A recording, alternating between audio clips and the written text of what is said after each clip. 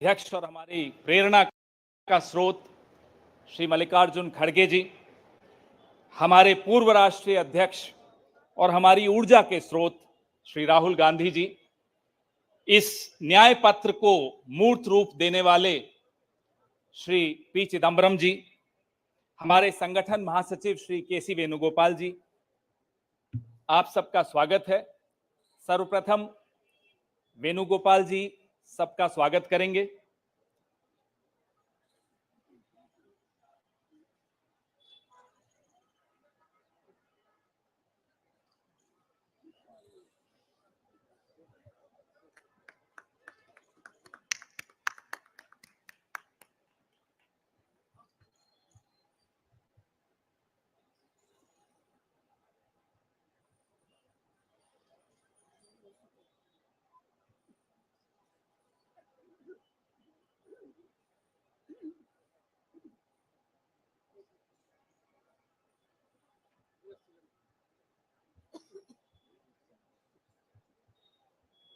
धन्यवाद वेणुगोपाल जी।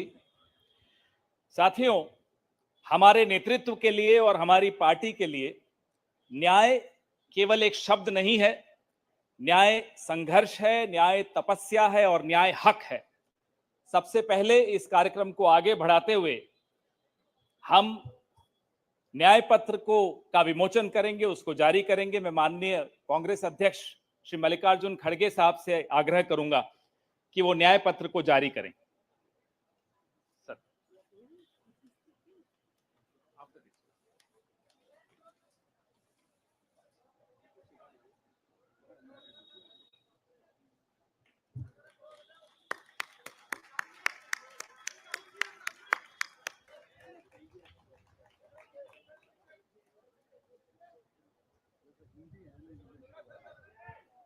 या both Hindi.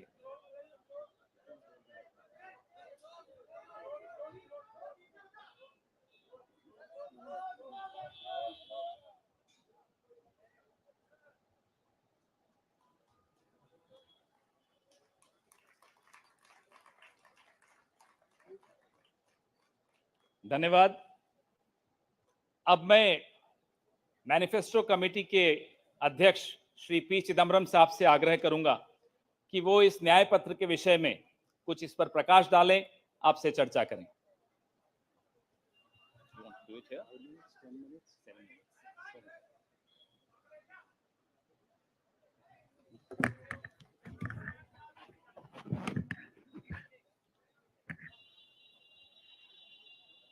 Honorable Congress President, Honorable former Congress President Srimati Sonia Ji, Honorable former Congress President Shri Rahul Ji, General Secretary Shri K.C. Venugopal, members of the Congress Working Committee, senior leaders of the Congress, Karyakartas of the Congress, members of the media.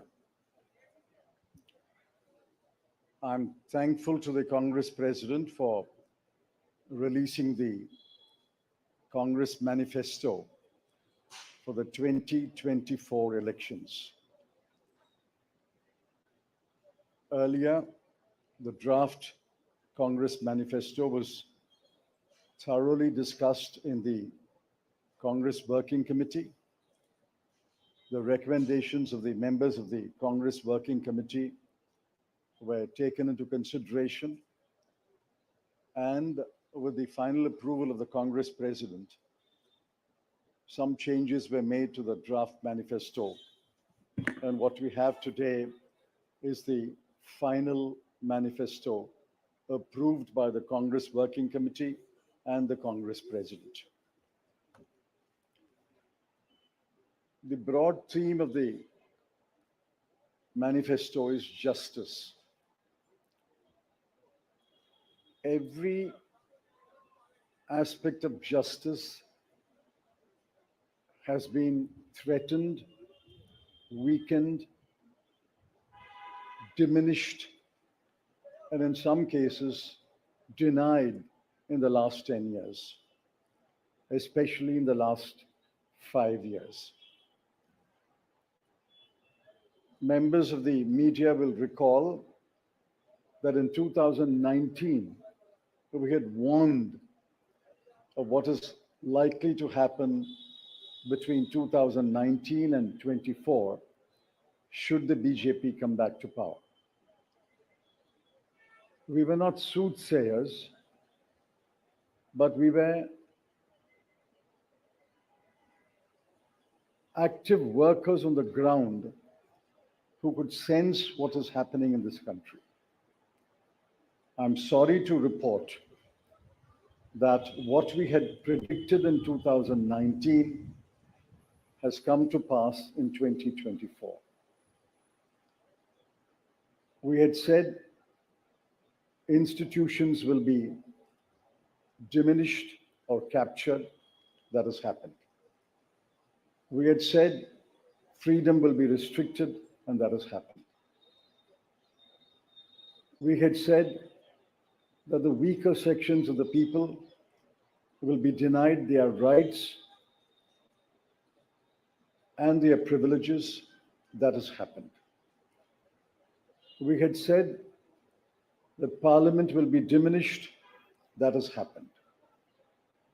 We had said that we will inexorably move towards an autocracy. We are already described as an electoral autocracy by many, many thinkers of the world. That has happened.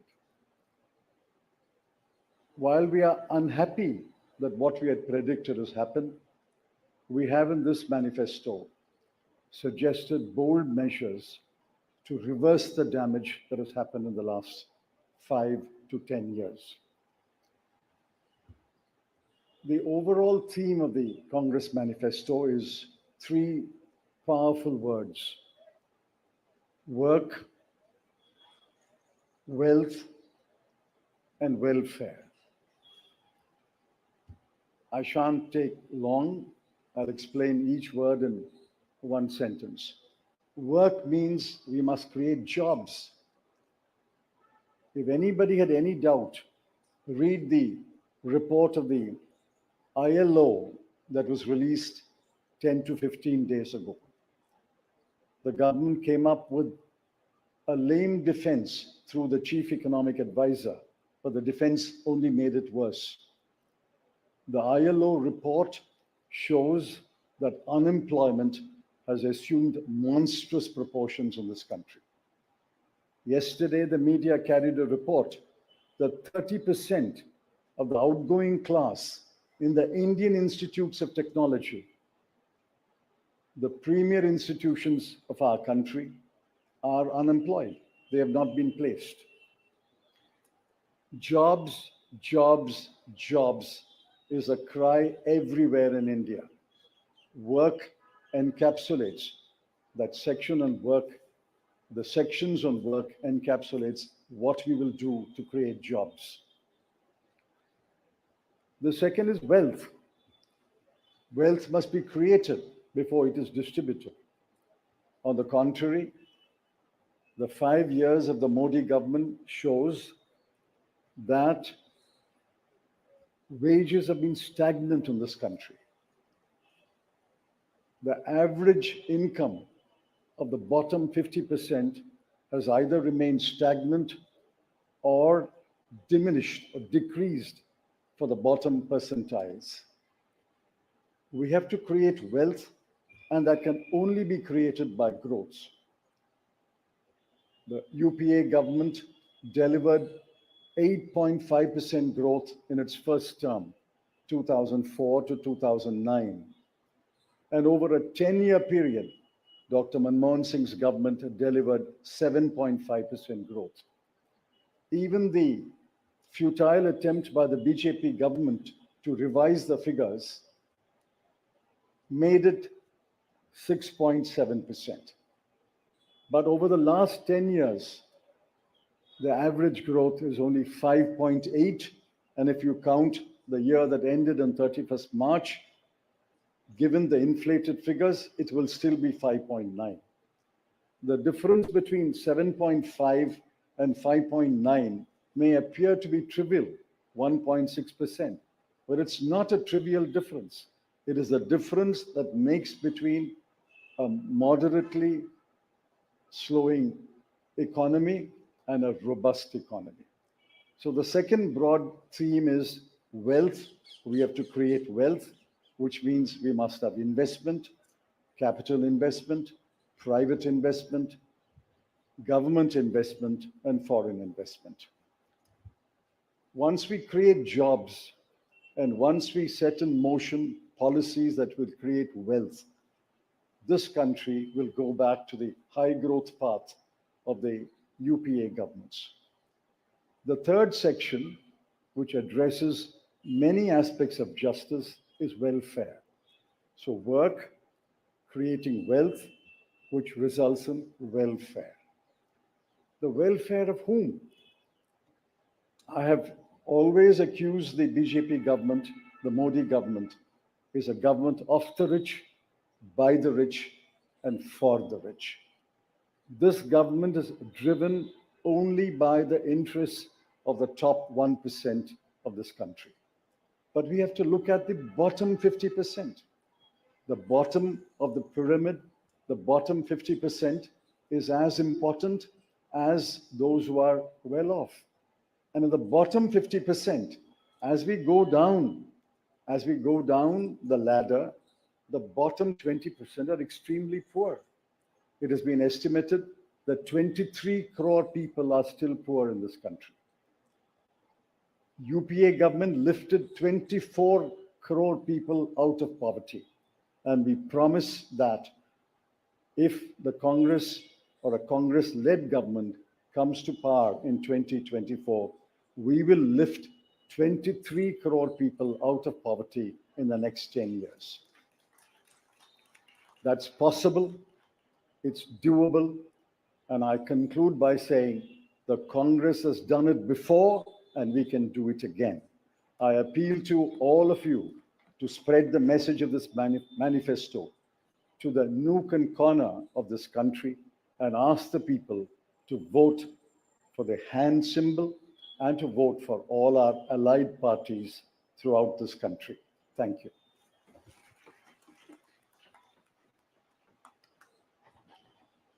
धन्यवाद चिदम्बरम साहब।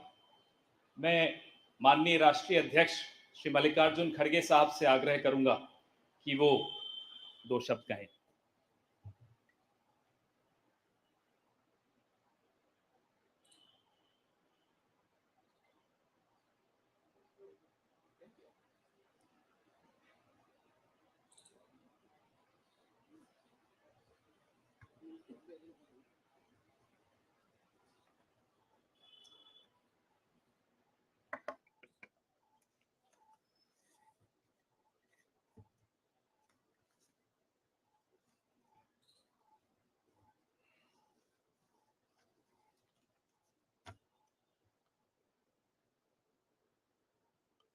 आज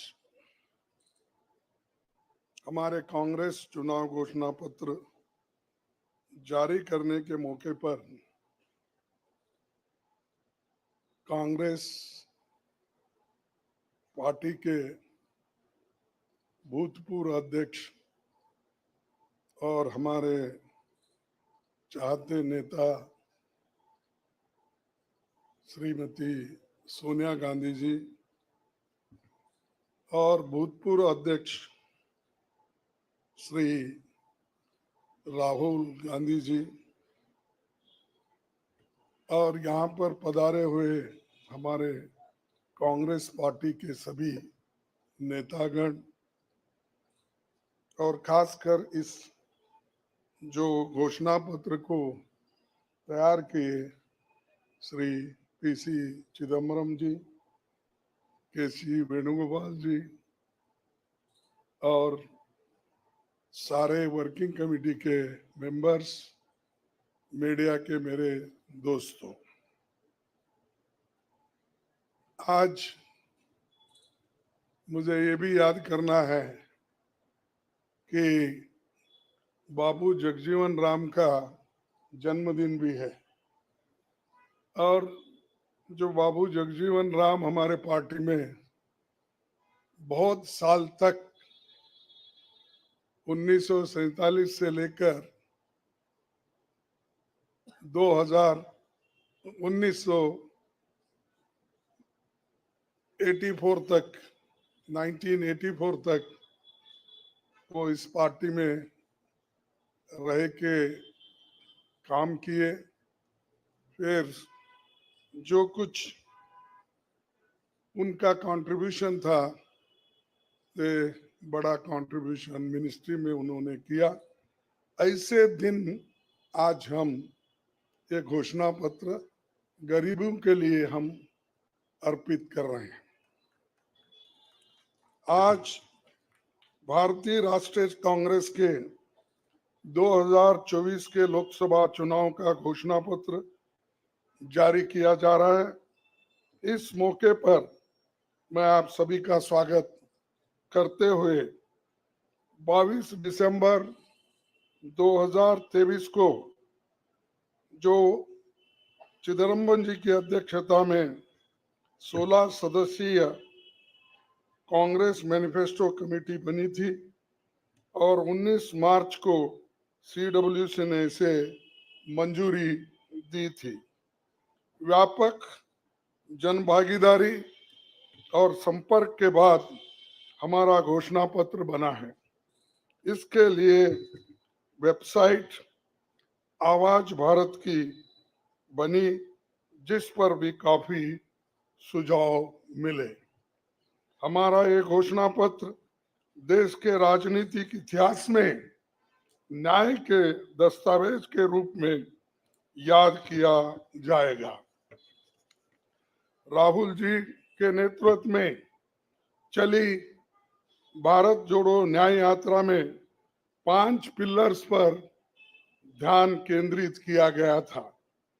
यात्रा के दौरान युवा न्याय, किसान न्याय, नारी न्याय, श्रमिक न्याय और हिस्सेदारी न्याय की घोषणा की गई थी। जहां कहीं भी हम गए, इन न्याय की बात हमने करी थी और इसकी गारंटी भी हमने दी है। इन 5 पिलर्स में से 25 गारंटी निकलते हैं। हर 25 गारंटी ने किसी ना किसी को लाभ मिलने का इसके अंतर्गत यहाँ पर हमारे मैनिफेस्टो में भी है और इसके लिए जो हम पहले से ही करते हुए आए हैं वो भी हमने इसका उल्लेख किया है। मैं कुछ बातें आपके सामने रखना चाहता हूं।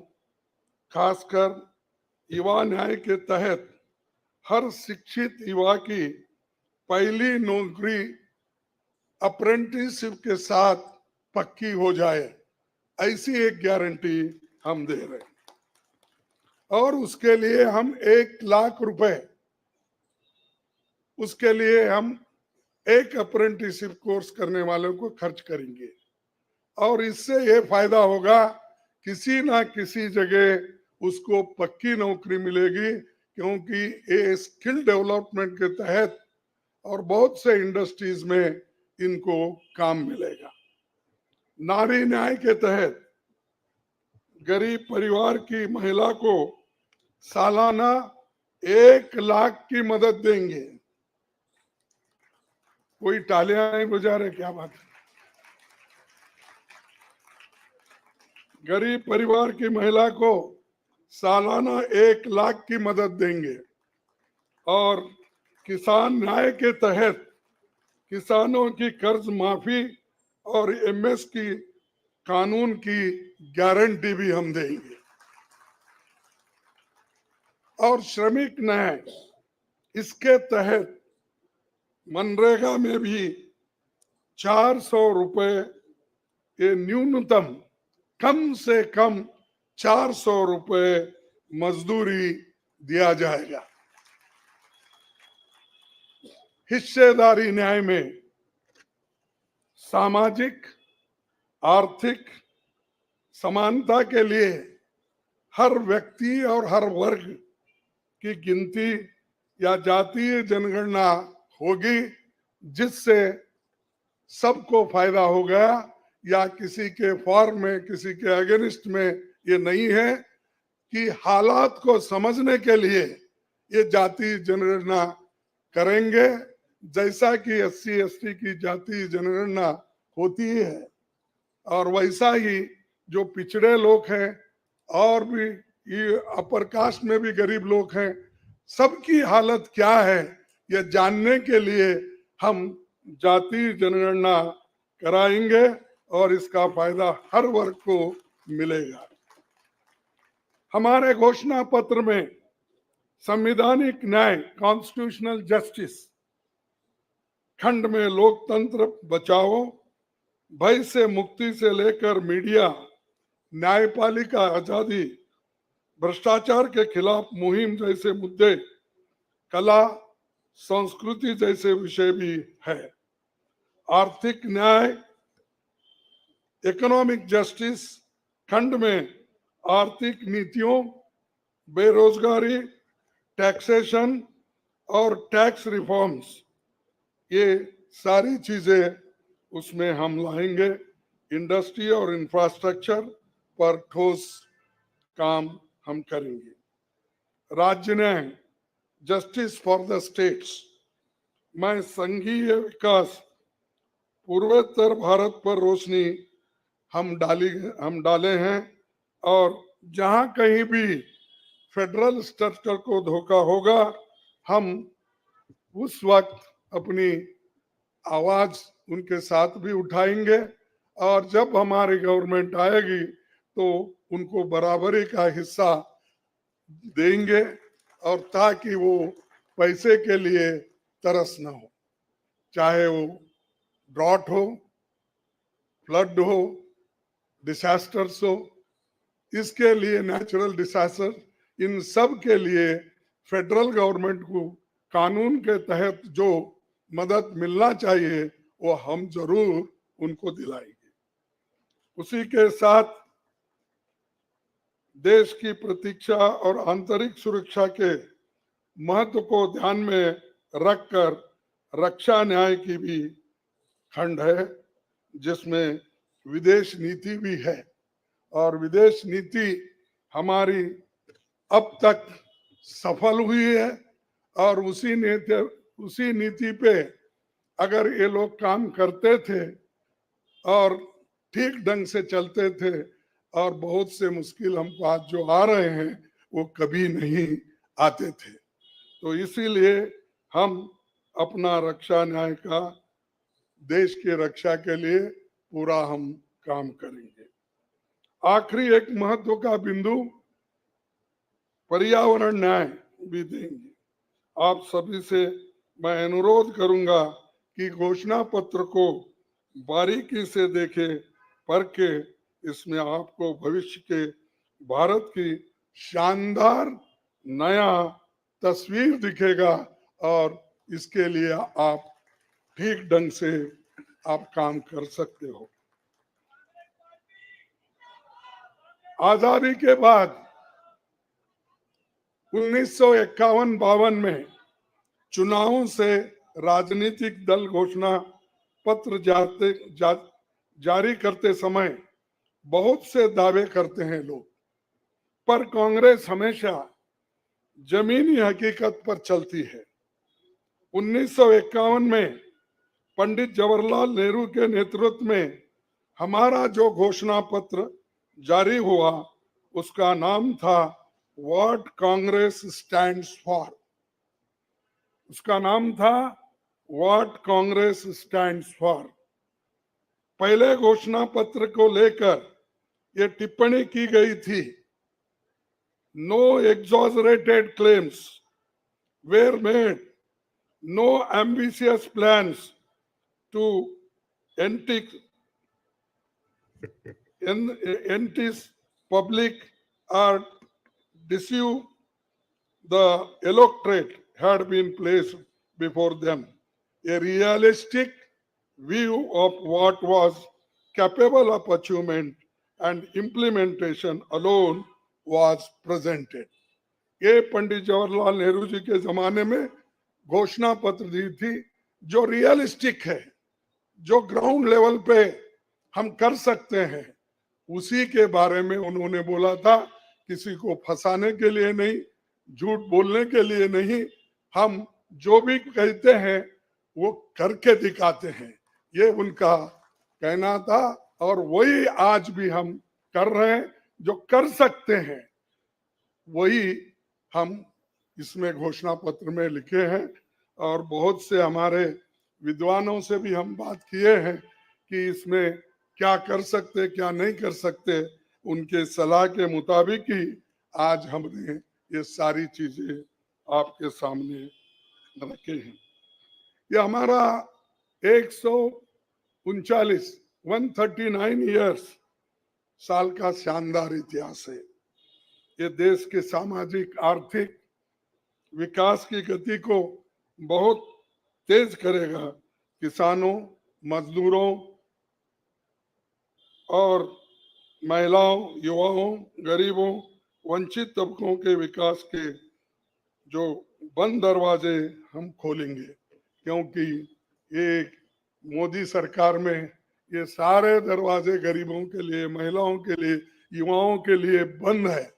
हम जब सत्ता में आएंगे ये दरवाजे सब हम गरीबों के लिए खोल देंगे, उनका विकास करेंगे, ये हमारी प्रतिज्ञा है। डॉक्टर मोदी जी, डॉक्टर मनमोहन सिंह के नेतृत्व वाली हमारी यूपीए सरकार की बहुत आलोचना करते हैं, लेकिन उस 10 साल में हमने MNREGA, right to education, RTI, खाद्य सुरक्षा, वनाधिकार, भूमि अधिग्रहण कानून और रेहड़ी पटरी वालों की अधिकार समेत कई कदम हमने उठाया है। और उसकी जो कर्ता धर्ता है श्रीमती सोनिया गांधी जी यहाँ पर मौजूद है। उन्होंने बारीकी से इन मनरेगा को और खास करके फूड सिक्योरिटी को बहुत लड़ा, क्योंकि मुझे मालूम है, सब चीजें मैं यहाँ पर नहीं कह सकता, कि उन्होंने इतने ये 2-3 प्रोग्राम के लिए बहुत गुस्से में रहते थे। जब तक वो इम्प्लीमेंट नहीं होता तब तक वो खामोश नहीं बैठे और कैबिनेट के लोगों को बोलते रहे थे कि ये क्या हुआ।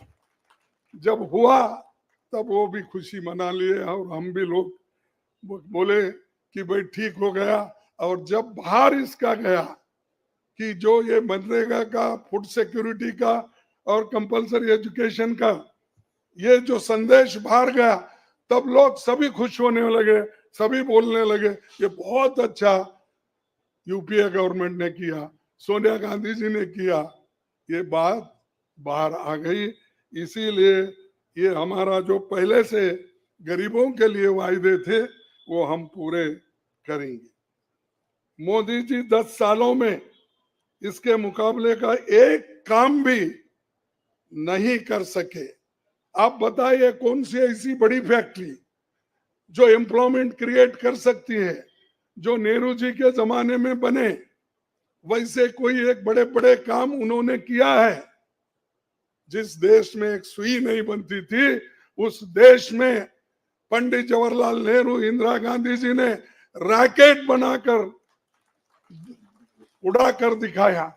और बहुत से जो साइंटिफिक योजनाएं थी हमने बनाए। अब मोदी जी के जमाने में तो गालियां देने का छोड़ के दूसरा तो मैं नहीं सुना। और उसके अगर कोई छुपे हुए काम है तो मेरे को बताओ, ताकि मैं भी उसकी प्रशंसा करूंगा। लेकिन आज हम गारंटी जो भी दे रहे हैं, हम चंद स्टेट में करके दिखाए हैं। हिमाचल में करके दिखाए हैं, कर्नाटक में करके दिखाए हैं, तेलंगाना में करके दिखाए हैं, जहां कहीं भी हमारी सरकार है। और राजस्थान में भी हमने कई नई चीजें की, वहां भी करके दिखाए हैं। तो ये हम जो कहते हैं, मैं पहले ही कहा, वो हम करते हैं। और हम डरते नहीं करने के लिए। हमारा कितना भी नुकसान हो लेकिन गरीबों के लिए हम करते रहते हैं। ये हमारा पहले से कार्यक्रम है। और मैं चंद बातें इस मौके पर, थोड़ी देर हो गई तो क्षमा चाहता हूं, मैं चंद बातें आपके सामने रखना जरूरी समझता हूं। और आज क्या हो रहा है, विपक्षी नेताओं को जेल में बंद किया जा रहा है। चुनाव में सबको समान अवसर नहीं है और कई मुकदमे एक के ऊपर एक, छोटी छोटी, और हमारे पार्टी के ऊपर इतना बड़ा जुल्म किया और इतने हमारे को पेनल्टीज डाले। 3,567 करोड़ रुपए का हमारे ऊपर उन्होंने पेनल्टी डाली। क्या ये लेवल प्लेइंग ग्राउंड है? और ये हमारे ऊपर आज हो रहा, कल मीडिया के ऊपर होगा, मीडिया हाउसेस के ऊपर होगा, सबके ऊपर होगा।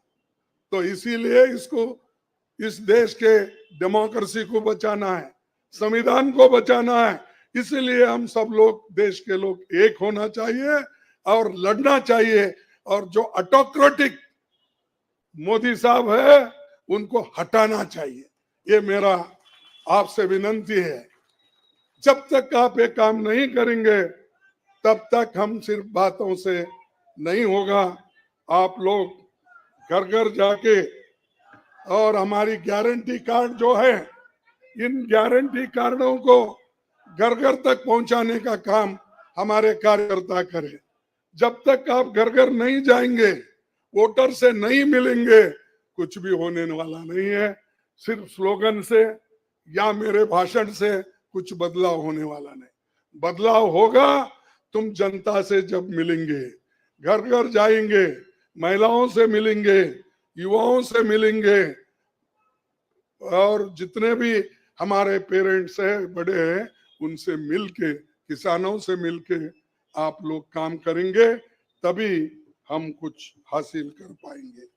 तो इसीलिए मैं आपसे विनंती करूंगा, ये काम हमारा आप करेंगे और इस ऑटोक्रेटिक सरकार को हटाने के लिए आप काम करते रहेंगे। अब बीजेपी का तो ऐसा है, चंदा दो धंधा लो, चंदा दो धंधा लो, कॉन्ट्रैक्ट लो, पैसे दो। तो उन्होंने काम किया और वो कहते हैं कि भ्रष्टाचार मिटाऊंगा। अरे भाई, 25 लोग हमारे बड़े बड़े नेताओं को आपने लिया और 25 नेताओं में 2 को तो एक पूरा एक्सोनरेट किया और 23 लोगों को फिर उनको भी एक्सोनरेट किया। अरे शाह साहब के वॉशिंग मशीन में इतने लोग जो भी जा रहे हैं क्लीन होके आ रहे हैं, और भ्रष्ट लोग तुम्हारे साथ है, बदनाम हमको कर रहे हैं। मेरे पास तो नहीं है ना, मेरे पास जब तक थे तो आपने बोला वो भ्रष्ट है, फिर आप वो क्लीन कैसा हो गए, प्रामाणिक कैसा हो गए, ठीक कैसा हो गए? तो ये खुद ही इधर डराते हैं, उधर सब चोरों को लेते हैं। तो ये मेरा कहना है। इसीलिए आप इस बात को सोचिए, और हम सालों से गरीबों की सेवा करते हुए आए हैं, आगे भी हम करते रहेंगे। और जितने भी उन्होंने काम किया, मैं यहाँ गिनता नहीं, क्योंकि रेलवे में क्या किया, इन्फ्लेशन का क्या किया, अनएम्प्लॉयमेंट का क्या किया, ये सारे अगर बोलते कहूँ तो आप भी थक जाएंगे। तो इसलिए मैं ज्यादा नहीं बोलता, आप सबको मालूम है, और हमारे पूरे इलेक्शन मैनिफेस्टो में वो चीज वहां पर है। इसीलिए आप तमाम को मैं धन्यवाद अर्पित करता हूं कि आप ऐसे वक्त जो हमको साथ दे रहे हैं, जिस वक्त लोग डर डर के चंद लोग भाग जा रहे हैं। वो डरने वाले कौन है? जो आदमी कुछ चोरी करता है वही डरता है। जो आदमी ठीक है, अपने उसूलों पे खड़ा है, उसको कोई नहीं डरा था। अगर डराएगा तो भी वो उसूलों पे ठहरे हुए लोग डरेंगे नहीं। तो इसीलिए हम लोग डरने वाले नहीं।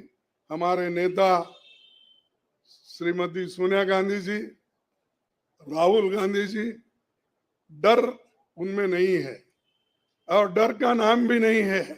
और डर ये शब्द उनके पास नजदीक आता नहीं। वो डर सिर्फ मोदी को है, क्योंकि वो हमारे लोगों को ले लेके 400 पार बोलते फिर रहा है। अरे मणिपुर जैसे एरिया में नहीं जा सके, देश में विदेश में 14 फेरियां लगाए, देश में इलेक्शन का प्रचार सरकारी फंड से किया गया, सरकारी वैन से किया गया, लेकिन मणिपुर वो देखे नहीं। क्यों नहीं गए भाई? आपकी तो 56 इंच की छाती है, आपको डर कुछ भी नहीं है। हाँ, आप जा सकते हैं, लेकिन वहां हमारे नेता राहुल गांधी जी जा सकते हैं लोगों के साथ। आप क्यों नहीं जा सकते? क्योंकि आपको डर है, और डरने वाला आदमी देश की भलाई कभी नहीं करता। बाय चांस आया आया, अब आगे लोग उसको देखेंगे और आप भी मजबूती के साथ हमारे साथ खड़े होंगे। इतना ही कहते हुए मेरे 4 शब्द को समाप्त करता हूं। जय हिंद।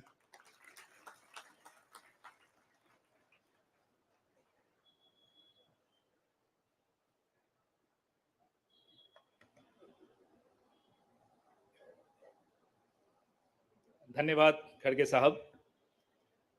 मीडिया के मित्रों, आपके मोबाइल पर सॉफ्ट कॉपी हिंदी और अंग्रेजी की हमारे न्याय पत्र की पहुंच चुकी है। कार्यक्रम के पश्चात उसकी फिजिकल कॉपी भी आपको दे दी जाएगी। कार्यक्रम को आगे बढ़ाते हुए अब 10 मिनट आपके सवाल जवाब होंगे और इसमें अनुशासन रखिएगा। सबसे पहले एजेंसीज को मौका दिया जाएगा, तो एएनआई सबसे पहले अपना सवाल पूछे।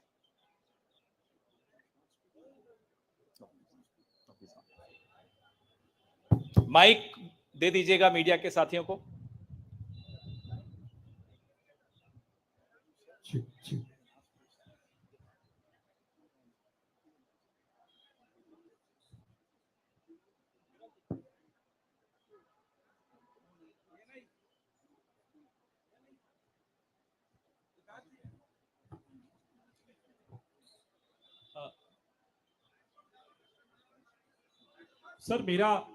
सर मैं सिद्धार्थ हूं एएनआई से। सर मेरा सवाल यह है कि आप लोगों ने एक प्रॉमिस किया है अपने मैनिफेस्टो में कि जो लोग पार्टियां छोड़कर जाते हैं, चुने हुए लोग, उनके लिए आप अमेंडमेंट करेंगे, 10th शेड्यूल में डालेंगे ताकि उनकी मेंबरशिप अपने आप बर्खास्त हो जाए। क्या इस तरीके की परिस्थितियां जो आज बन रही है, खासकर आपकी पार्टी इसको देख रही है, इसको ध्यान में रखते हुए आप लोगों ने मैनिफेस्टो में इसको डाला है?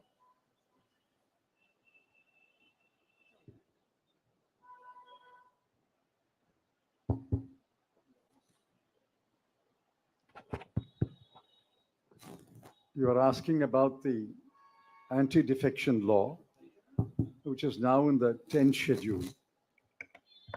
Over the years, political parties, especially defectors, have exposed the limitations of the 10th schedule. So the 10th schedule has to be amended. Check. What is he saying? The 10th schedule is to be amended. Our position is that moment a defection takes place, he should be instantly disqualified.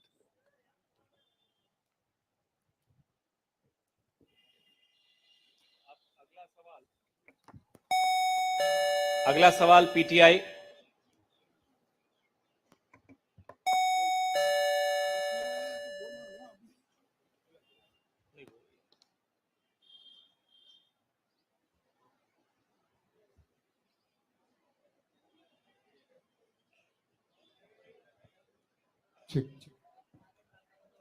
Sir, the focus of the manifesto is on the 25 guarantees that the Congress has already announced. So will this election be a fight between Congress's guarantees and Modi ki guarantee?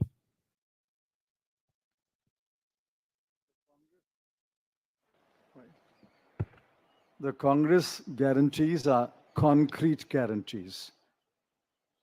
We have spelt out in English and Hindi and in due course in different languages what each guarantee means, what each guarantee will deliver to the people. Mr. Modi's guarantees are only in order to ensure that he is guaranteed a third term job. Where is the guarantee? What happened to the guarantee of 2 crore jobs? What happened to the guarantee of 15 lakhs in the account of every Indian? What happened to the guarantee of doubling farmers' income? What happened to the guarantee of raising India's GDP to 5 trillion? I can offhand narrate at least 50 such promises of Mr. Modi. Mr. Modi's promises are empty promises. Our 25 guarantees are concrete guarantees.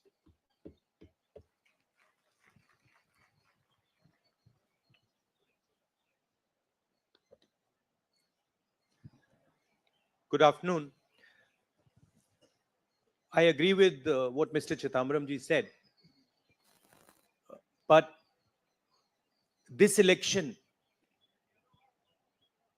is about those who are trying to destroy the constitution and destroy democracy in this country versus those who are trying to protect the constitution and protect democracy in this country.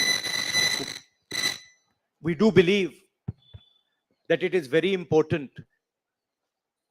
once this fight is won, that we look after the interests of the vast majority of our people, that India is not run for 2 or 3 large conglomerates, large businesses, that it is run for the vast majority of people, that we are not a nation of monopolies. We are a nation where there is fair competition among businesses. So I think it's important to understand that this election is a fundamentally different election. I don't think democracy has been as much at risk, the constitution has been as much at risk as it is today. In Hindi, sir.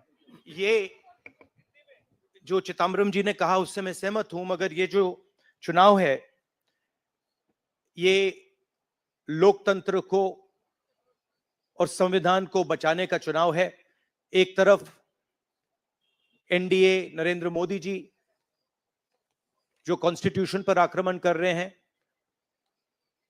लोकतंत्र पर आक्रमण कर रहे हैं, institutions को capture कर रहे हैं, और दूसरी तरफ इंडिया अलायंस जो कॉन्स्टिट्यूशन की रक्षा करता है, लोकतंत्र की रक्षा करता है। तो ये चुनाव इन दोनों फोर्सेस के बीच में है।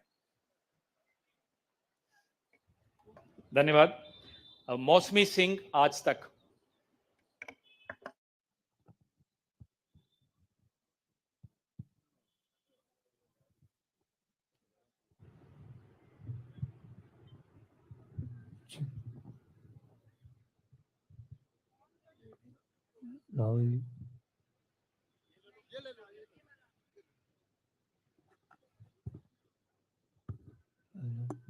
हेलो, मेरा सवाल मैडम सोनिया गांधी से है।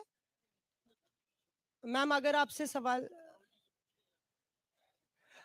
राहुल जी, आपने ओपीएस को लेके लगातार जो है झंडा बुलंद किया है। तमाम सरकारें आपकी, उन्होंने ओपीएस का वादा किया था। चिदम्बरम साहब, you had promised OPS, and in Himachal and Rajasthan you implemented OPS, but in the manifesto the OPS scheme is missing. So is there a is there a introspection that it's not viable economically? Is it that? it's not missing as such. It's very much on our minds. But please remember the developments that have taken place in the last 4 months. The government has appointed a committee headed by the Finance Secretary to review the NPS and the demand for OPS and to find a way in which the objectives of OPS can be financed by a funded pension scheme, which means the government has come around to the point of view that while the OPS delivered benefits to the pensioners, the NPS made it sustainable. Now a committee has been appointed under the Finance Secretary, and unless we receive the report of that committee and review it, it would be premature to take a stand on the OPS NPS controversy. It's very much on our minds, and we will come out with our position once the committee's report is received. Arun Kumar Singh. मेरा सवाल राहुल जी आपसे। Rahul ji, hello. Rahul ji, सीधे सीधे इधर, front. सवाल आपसे यह है कि 2014 में जैसे ही मोदी सरकार आई थी, आपने एक बयान दिया था और आपने ये कहा था कि देखते जाइए धीरे धीरे कॉन्स्टिट्यूशनल इंस्टीट्यूशंस जितने भी हैं देश पे, उस पे आरएसएस और बीजेपी का कब्जा हो जाएगा। अब आप ये कह रहे हैं कि हो चुका है और आप कह रहे हैं कि हम कानून भी लाएंगे। क्या आपको ऐसा नहीं लगता राहुल जी कि ये जब आप करेंगे तब बीजेपी आपके ऊपर ये आरोप लगाएगी कि चूंकि केसेस जो है या पूछताछ विपक्ष के नेताओं से ज्यादा हुई, इसलिए प्रतिक्रिया में लाया गया रिएक्शनरी लॉज अमेंडमेंट होंगे?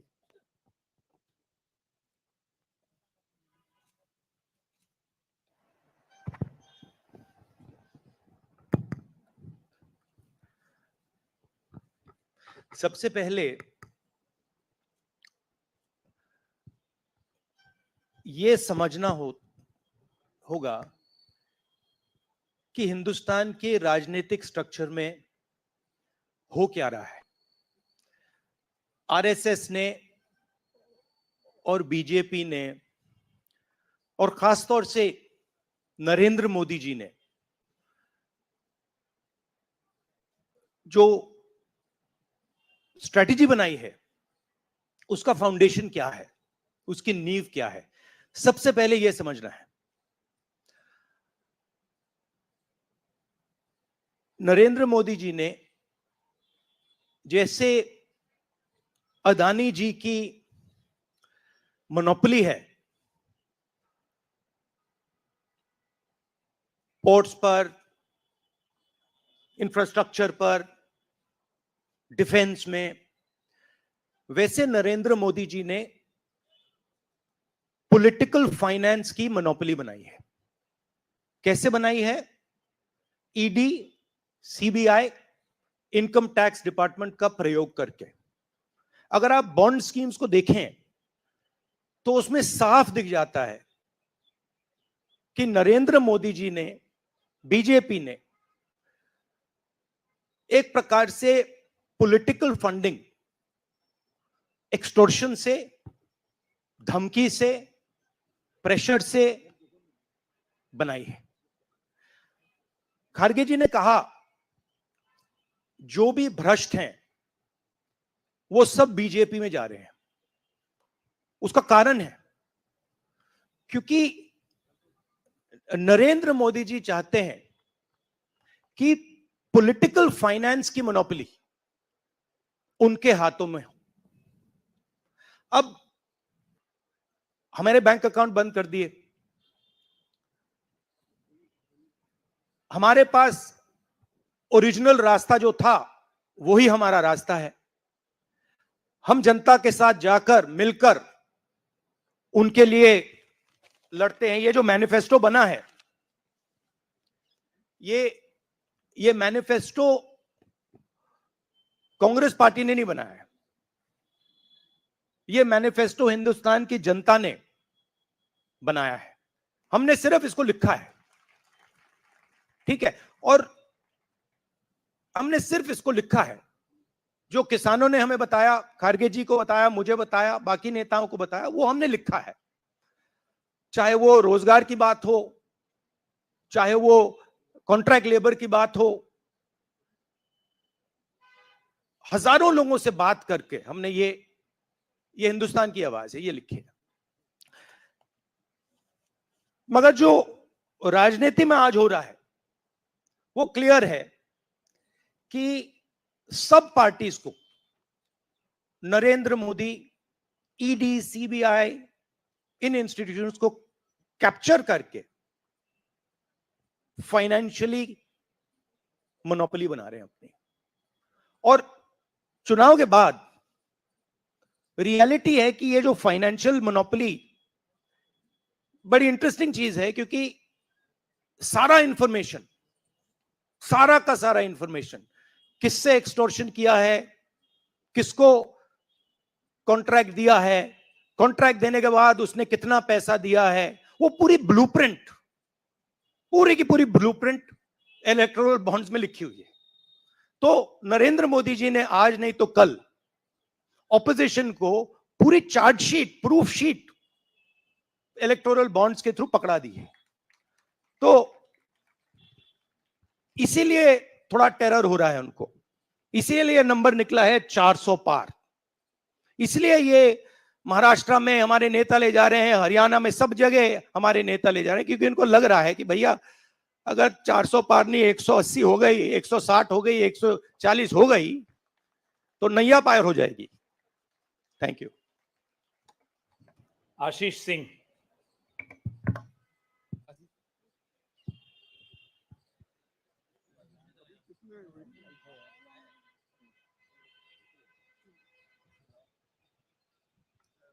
राहुल जी, लास्ट टाइम पिछले लोकसभा चुनाव में राहुल जी आपने मुझे याद है कहा था, you were convinced that time कि मोदी जी जा रहे हैं, मोदी जी का वक्त खत्म हो गया है। ऐसा हुआ नहीं, होता है राजनीति में। इस दफा नरेंद्र मोदी को आप कितनी बड़ी राजनीतिक चुनौती मानते हैं सर 2024 के चुनाव में? देखिए, 2019 में ये शुरू हुआ, आज ये एक तरह पीक पे पहुंच गया है। हिंदुस्तान के सारे इंस्टीट्यूशंस उनके हाथ में हैं, पॉलिटिकल फाइनेंस की मोनोपोली उनके हाथ में है, CBI, ED, income tax, EC, ये सारे के सारे बीजेपी के हाथ में है, बीजेपी के कंट्रोल में है। तो जैसे मैंने अपने भाषण में कहा, cricket match is a rigged match, cricket match is not a fair match.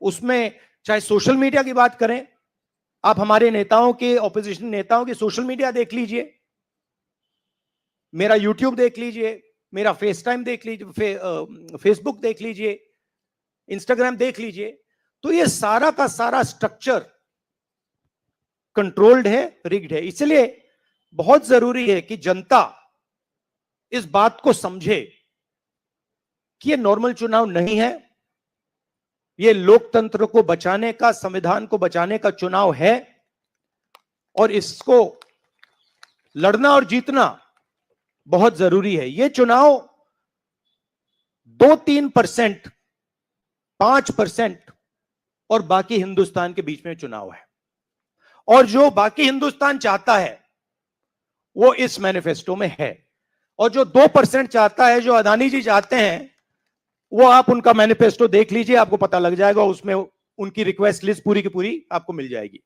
Thank you. आखिरी सवाल Kumar Vikrant Singh.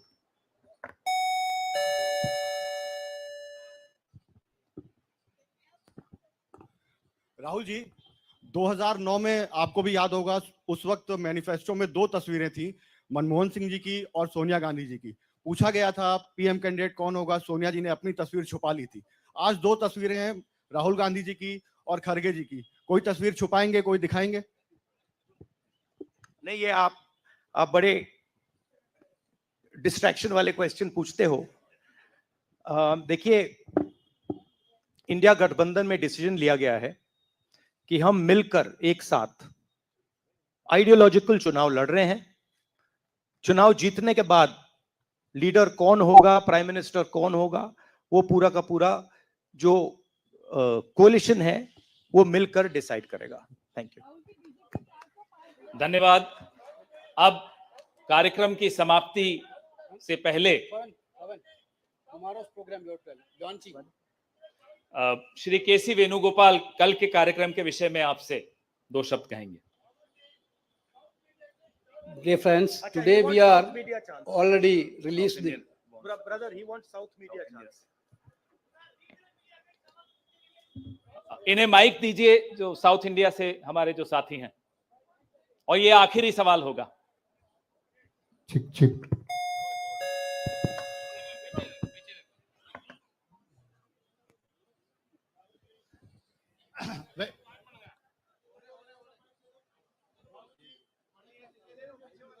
Vanakkam.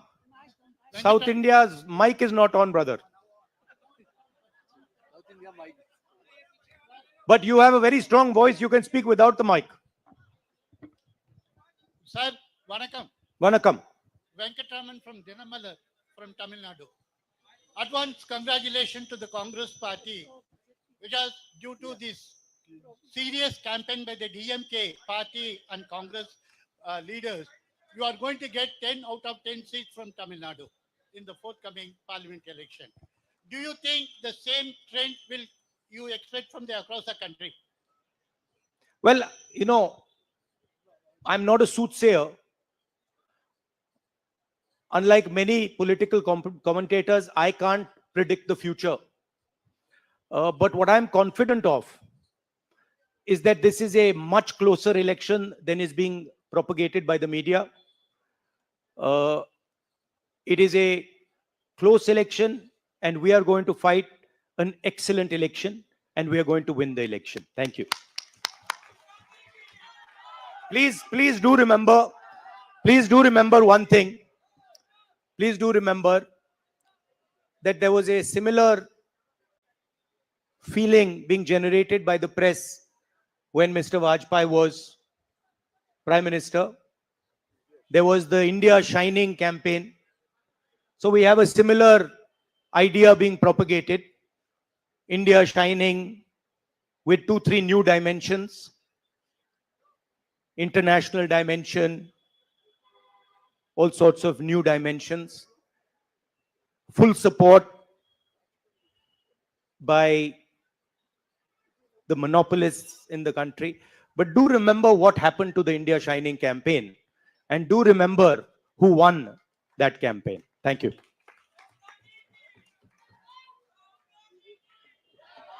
Dear friends, today already we released the Congress Manifesto of 2024.